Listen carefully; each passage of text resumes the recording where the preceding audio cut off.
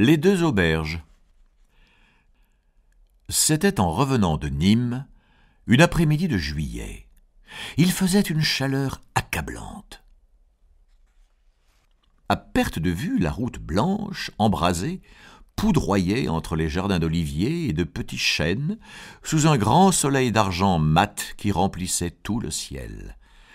Pas une tache d'ombre, pas un souffle de vent, rien que la vibration de l'air chaud et le cri strident des cigales, musique folle, assourdissante, à temps pressé, qui semble la sonorité même de cette immense vibration lumineuse.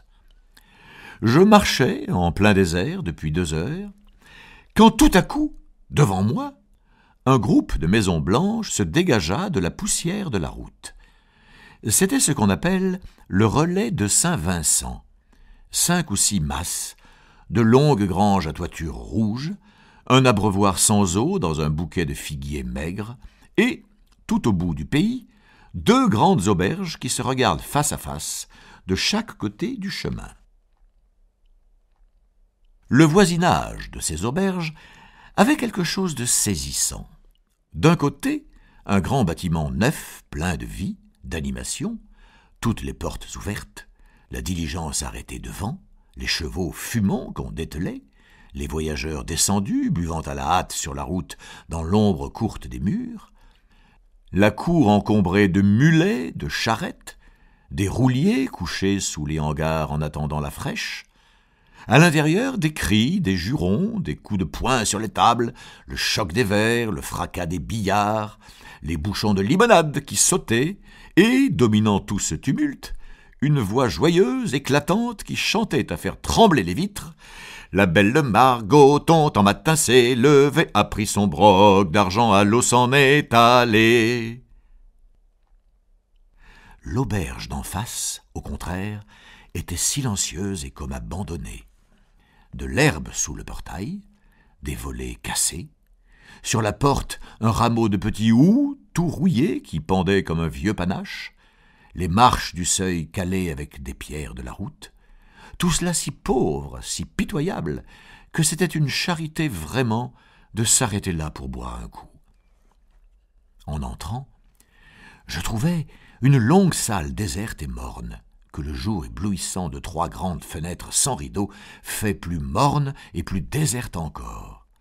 Quelques tables boiteuses, où traînaient des verres ternis par la poussière, un billard crevé qui tendait ses 4 blouses comme des sébiles, un divan jaune, un vieux comptoir, dormaient là dans une chaleur malsaine et lourde. Et des mouches, jamais je n'en avais tant vu sur le plafond, collé aux vitres, dans les verres, par grappes. Quand j'ouvris la porte, ce fut un bourdonnement, un frémissement d'ailes, comme si j'entrais dans une ruche.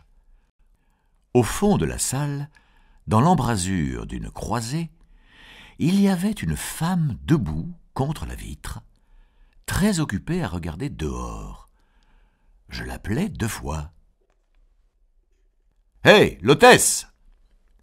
Elle se retourna lentement et me laissa voir une pauvre figure de paysanne, ridée, crevassée, couleur de terre, encadrée dans de longues barbes de dentelle rousse comme en portent les vieilles de chez nous.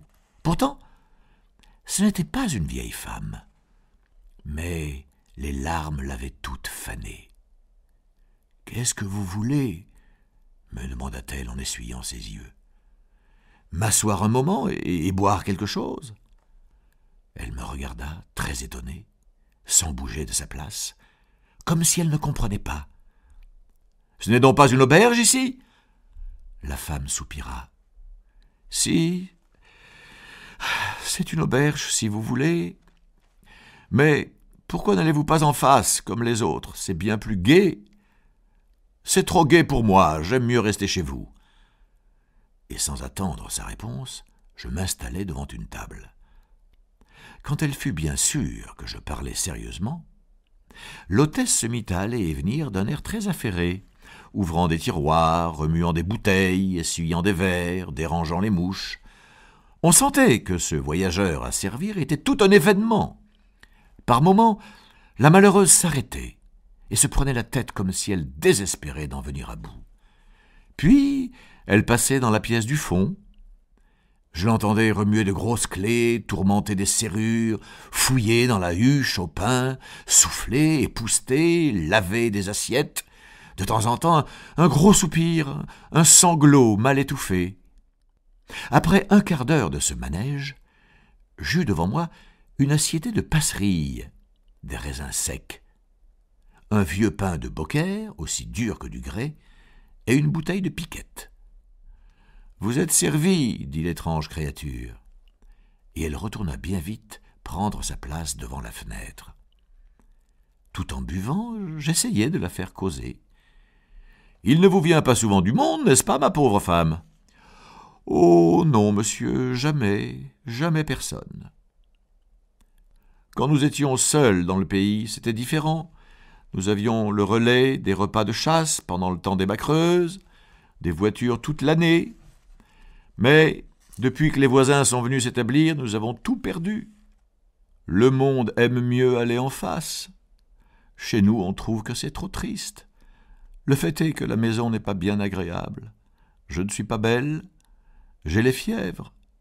Mes 2 petites sont mortes. Là-bas, au contraire, on rit tout le temps. C'est une Arlésienne qui tient l'auberge, une belle femme, avec des dentelles et 3 tours de chaîne d'or au cou. Le conducteur, qui est son amant, lui amène la diligence. Avec ça, un tas d'enjôleuses pour chambrière. Aussi, il lui en vient de la pratique. Elle a toute la jeunesse de Bézous, de Redescend, de Jonquière. Les rouliers font un détour pour passer par chez elle. Moi, je reste ici tout le jour, sans personne, à me consumer. Elle disait cela d'une voix distraite, indifférente, le front toujours appuyé contre la vitre. Il y avait évidemment dans l'auberge d'en face quelque chose qui la préoccupait. Tout à coup, de l'autre côté de la route, il se fit un grand mouvement. La diligence s'ébranlait dans la poussière. On entendait des coups de fouet, les fanfares du postillon, les filles accourues sur la porte qui criaient « Adiousias, adiousias !»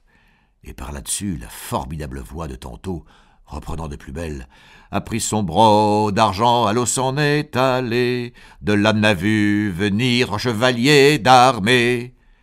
À cette voix, l'hôtesse frissonna de tout son corps, et se tournant vers moi, « Entendez-vous » me dit-elle tout bas, « c'est mon mari.